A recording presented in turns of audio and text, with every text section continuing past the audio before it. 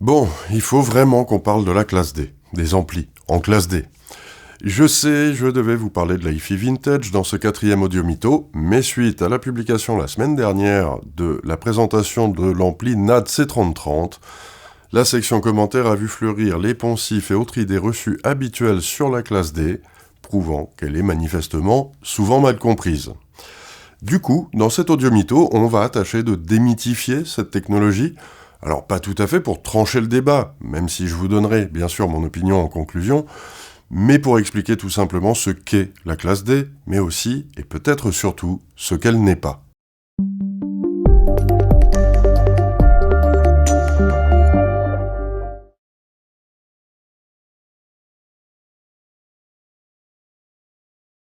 C'est un fait, la classe D traîne comme un boulet une réputation assez peu flatteuse auprès de certains.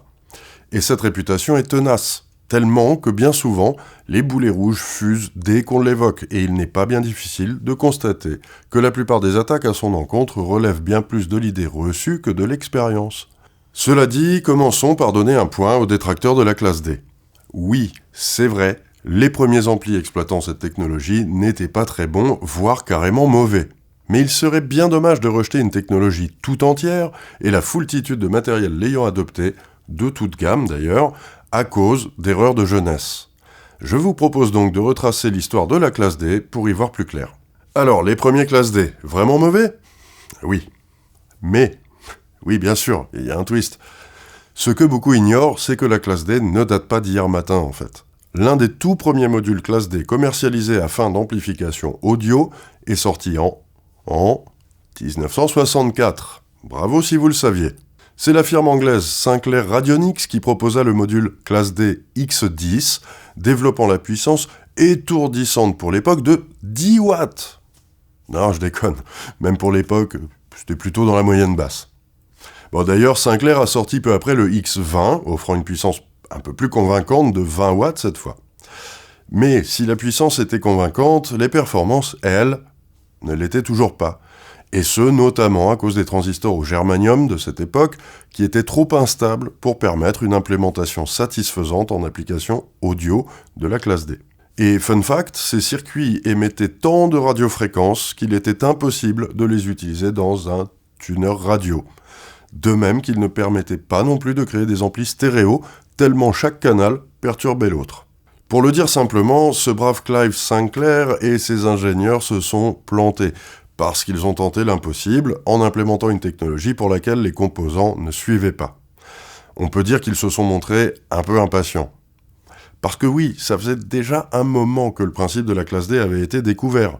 Sachez par exemple que cette dénomination de classe D a été adoptée en 1959 pour désigner le principe d'amplification par commutation, dont le premier brevet a été déposé en 1932, le 30 août précisément, aux États-Unis. On parlera plus tard de Pulse Width Modulation, ou modulation de largeur d'impulsion en français, mais ça pète quand même un peu moins. Bref, on peut donc dès maintenant infirmer le plus gros mytho associé à la classe D. Non, le D de classe D ne signifie pas digital. Et cette technique d'amplification n'a strictement rien de numérique. Je pense qu'il était important de commencer par là parce que cette confusion, on la trouve absolument partout sur le net, y compris dans certains articles par ailleurs assez rigoureux. Je reviendrai tout à l'heure sur l'origine de cette confusion, au-delà de cette fameuse lettre D. Choisie, soit dit en passant, pour la simple et bonne raison qu'elle suit la lettre C dans l'alphabet. En effet, cette classification est purement chronologique, et les lettres associées aux différentes classes d'amplification électronique n'ont absolument aucune signification. D'ailleurs, vous êtes-vous déjà demandé pourquoi il n'existe pas d'ampli en classe C ? Parce qu'elle existe bel et bien, cette classe d'amplification. La réponse est toute simple, la classe C n'est pas applicable en audio, domestique en tout cas, car elle détruirait le signal qui lui est confié. Voilà pour l'anecdote. Poursuivons maintenant ce petit historique de la classe D. En 1978 maintenant, c'est au tour de Sony de mettre sur le marché un ampli de puissance en classe D, le TA-N88, intégrant sa prestigieuse gamme Esprit. Et si la postérité de la gamme Esprit n'est plus à démontrer, celle de ce valeureux TA-N88, elle, demeure un fait d'armes technologique, certes, mais aussi un sérieux four commercialement parlant. Et oui, bien que le TA-N88 reste dans l'histoire de l'hi-fi comme l'un des premiers, sinon le premier ampli commercial en classe D à avoir adopté des transistors MOSFET au silicium, il n'avait au-delà de ça pas beaucoup d'arguments pour lui. En effet, sa caractéristique la plus remarquable, et qui en fait quand même une véritable réussite techniquement parlant, était sa puissance de 160 watts sous 8 ohms. Pour le coup, vraiment très rare à la fin des années 70. En revanche, ce bel ampli, si quand même, et il avait de la gueule, ça, allez, je vous le remontre. Ce bel ampli donc pêchait sur à peu près tous les autres critères, et n'a donc toujours pas su convaincre le public. Cependant, il a eu le mérite d'avoir ouvert la voie au développement de la classe D, qui a continué de progresser lentement mais sûrement tout au long des années 80-90, avec les contributions notables de constructeurs comme Technics, Philips ou encore Bang & Olufsen. Mais c'est au milieu des années 90, en 1996 exactement, que l'histoire s'accélère avec l'arrivée sur le marché des modules de TriPass en classe T. Classe T? Hein? Quoi? De quoi? Mais où sont passées les classes EAS, alors? Bon, vous le voyez sans doute venir, la classe T n'est pas du tout une classe d'amplification normée et reconnue. Il s'agit tout simplement d'une classe D associée à des circuits de correction propriétaires et n'est donc en fait qu'un nom commercial, purement marketing.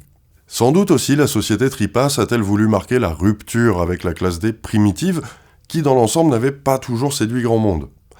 Et il est indéniable que les modules de TriPass à l'œuvre dans leur fameux ampli T-Amp ont marqué leur époque, en offrant au public des machines très peu chères, aux performances sinon remarquables, au moins largement acceptables par le plus grand nombre. Et ce succès de TriPass a attisé la convoitise d'autres constructeurs, dont les plus célèbres sont Hypex, Texas Instruments et plus tardivement, en 2019, Purify. Parmi d'autres bien sûr. Las, TriPass n'a pas survécu à ce foisonnement concurrentiel qui a vite surclassé ses propres productions, de sorte que la société a déposé le bilan dès 2007. Et nous voilà donc rendus de nos jours avec une offre en classe D de plus en plus importante, entre autres parce que cette technologie permet de produire des machines accessibles, puissantes, économes en énergie et en dissipation de chaleur, et surtout qui ont laissé bien loin derrière elles les défauts de leurs ancêtres en termes de musicalité. En tout cas pour la plupart. Ça aussi, j'y reviendrai un peu plus tard.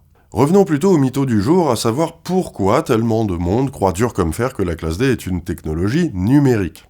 Alors, l'une des premières raisons, je l'ai évoqué, c'est cette malheureuse lettre D. Mais ce n'est évidemment pas tout. Le fonctionnement même d'un schéma en classe D peut effectivement évoquer à tort un échantillonnage numérique, parce qu'en classe D, les transistors de puissance sont soit à fond, soit éteints. À fond, éteint. Bah oui, forcément, on peut penser 1 et 0, 1 étant à fond, 0 étant éteint. Bah oui mais non, même si c'est tentant et plutôt intuitif, la modulation de largeur d'impulsion ne relève en aucun cas de la quantification numérique. Et promis, j'arrête là avec le charabia technique, je vous donnerai en description des liens pour ceux qui souhaiteraient aller plus en profondeur dans les détails du fonctionnement de la classe D. Retenez simplement qu'un module en classe D n'accepte en entrée qu'un signal analogique, et que c'est également un signal analogique qu'il produira en sortie. À aucun moment, le signal n'est numérisé dans ce processus. Bon, mais est-ce tout? Cette apparente similitude entre la commutation de la classe D et l'échantillonnage numérique est-elle la seule coupable de l'idée que cette classe D serait numérique? Eh bien, pas tout à fait. Il reste un autre élément, et pas des moindres, les FDA. Les FDA sont des Full Digital Amplifiers. Donc là, on parle clairement d'amplification numérique. Encore que, ce n'est même pas tout à fait vrai non plus. Mais bon, on va pas s'aventurer là-dedans, on ne peut pas tout débunker en même temps. Revenons donc à nos moutons. Que viennent faire les FDA dans la confusion concernant le caractère supposé numérique de la classe D? C'est très simple. Le lien entre FDA et classe D, c'est qu'un FDA utilise toujours une amplification en classe D à un moment de son process. On peut donc affirmer sans trembler que tous les FDA utilisent un étage d'amplification en classe D, mais qu'un module d'amplification en classe D traditionnel n'est pas un FDA. Et franchement, je ne jette la pierre à personne. Je me suis moi-même fait avoir en présentant les Wimamp, par exemple, comme étant des FDA. J'avais été induit en erreur par le fait que l'entrée analogique d'un Wimamp est toujours numérisée, à l'aide d'un ADC, un convertisseur analogique vers numérique, le contraire d'un DAC, et j'ai tiré la conclusion hâtive que ceci était nécessaire du fait de l'amplification numérique des Wimamp. Mais quelqu'un est venu me corriger dans les commentaires de cette vidéo consacrée au Winamp, et je le remercie encore. J'avais mal fait mon boulot en me laissant aller à affirmer ce qui n'était qu'une intuition. Et je ne devais pas me fier à ce genre d'intuition. Je suis désolé.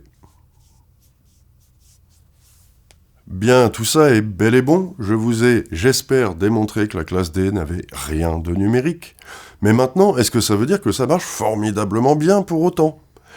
Avant de répondre à cette question, notez que je n'ai même pas encore souligné que numérique, en audio, n'a aucune raison d'être un gros mot. Mais ça, j'en ai déjà parlé dans un autre audio mytho. Donc, la conclusion que moi je tire de tout ça. La classe D a fait des progrès colossaux depuis son invention dans les années 1930. Et le contraire eût été étonnant. Mais la complexité de cette approche est telle que ça a pris du temps, mais qu'aujourd'hui, on y est. Ou du moins certains y sont. Car vous aurez peut-être aussi noté que la très grande majorité des amplis en classe D ont recours à des modules tiers pour la section d'amplification pure de leurs appareils.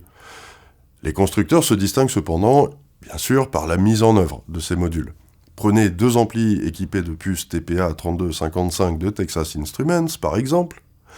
Cette puce ne gérant que l'étage d'amplification à proprement parler, le travail d'implémentation de chaque constructeur, voire pour chaque modèle, peut conduire à des résultats bien différents à l'écoute.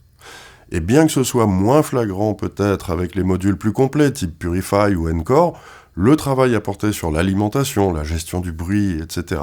peuvent aussi avoir un impact non négligeable à l'écoute. En définitive, j'ai envie de conclure en disant que la classe D, ce n'est ni bien, ni pas bien. C'est juste un moyen, techniquement au point, désormais, qui apporte des solutions éprouvées, efficaces et relativement bon marché pour mettre au point des amplis. Alors je dis relativement bon marché parce qu'on trouve aussi aujourd'hui des machines assez haut de gamme en classe D, comme ce que peut proposer Lindemann, que l'on aime tant, ou encore bien plus haut de gamme, le japonais Spec, avec une gamme d'amplis reposant sur une classe D entièrement maison, pas de module du marché, donc chez Spec. Maintenant, certains pourront vous séduire, d'autres non. Rien n'est gravé dans le marbre. Car s'il y a bien une chose qui est à coup sûr un mytho, c'est qu'il existerait un son classe D. Non, définitivement non. Tous les amplis en classe D ne sonnent pas de la même façon. Pas plus qu'il n'existe un son classe A ou classe AB. La technique d'amplification n'est qu'un élément, un paramètre parmi d'autres dans la conception d'un ampli et ne le résume pas. Mais arrêtons-nous là, parce que je pense qu'un sujet comme la classe A, notamment, mérite probablement un épisode d'Audio Mytho à lui tout seul. Ça vous dit qu'on fasse ça ? En attendant, c'est fini pour aujourd'hui, j'espère que ce format vous aura plu, auquel cas, je vous donne rendez-vous pour le debunk du prochain mytho. La hi-fi, c'était mieux avant. Et cette fois, je m'y tiendrai, promis. Ciao.